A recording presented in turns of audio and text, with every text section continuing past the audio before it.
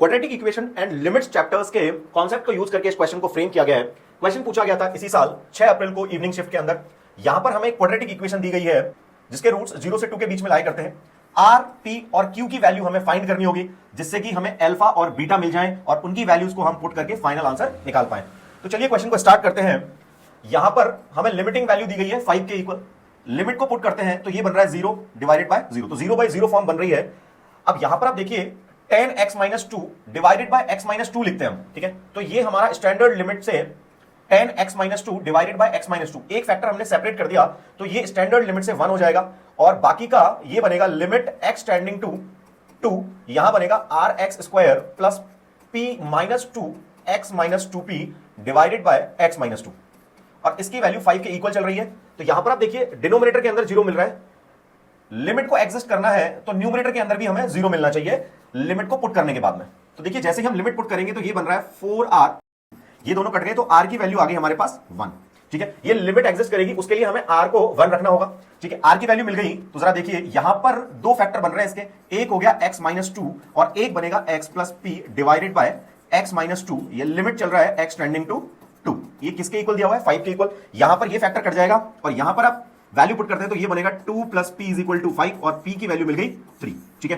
Quadratic equation में r और p की वैल्यू को पुट कर देते हैं तो देखिए ये बन रहा है x² minus 3x plus q is equal to 0, ठीक है। अब यहां पर हमें बोला गया है कि इसके दोनों रूट 0 से 2 के बीच में लाया करते हैं।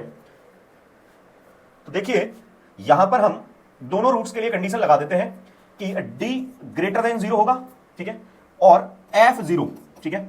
इस पॉलिनोमियल की, क्वाड्रेटिक पॉलिनोमियल की आप वैल्यू 0 पर फाइंड करेंगे तो वो पॉजिटिव मिलेगी, ठीक है, ग्रेटर देन 0, और इसी तरीके से f2 भी ग्रेटर देन 0 होगा। इन तीनों कंडीशंस को सॉल्व कर लेते हैं तो देखिए b² माइनस 4ac से ये बनेगा 9 माइनस 4q ग्रेटर देन 0 और ये बना minus 4q minus 9, q is lesser than 9/4, ठीक है। q की वैल्यू 9/4 से छोटी रहनी चाहिए। अगली कंडीशन f0 है तो इसमें 0 पुट करते हैं वैल्यू, तो ये बन रहा है 0, q की वैल्यू 0 से बड़ी रहनी चाहिए। थर्ड कंडीशन को सॉल्व करते हैं तो यहां पर वैल्यू पुट करेंगे 2, यहां पर वैल्यू पुट करेंगे 2, तो यहां पर वैल्यू हमने पुट की तो ये बन जाएगा 4, यहां पर q की वैल्यू आ जाएगी ग्रेटर देन 2।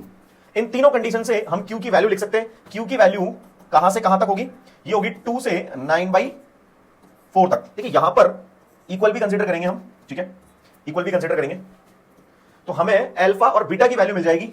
अल्फा की वैल्यू हो गई 2 और बीटा की वैल्यू हो गई 9/4। दोनों वैल्यूज को यहां पुट कर देते हैं तो ये बना 4 टाइम्स अल्फा हो गया 2 प्लस 9/4, यहां पर हुआ ये 8 और ये 17/4, मल्टीप्लाई के अंदर चल रहा है 4, ये कट गया और हमारा आंसर आ गया 17। तो बी ऑप्शन करेक्ट हो गया।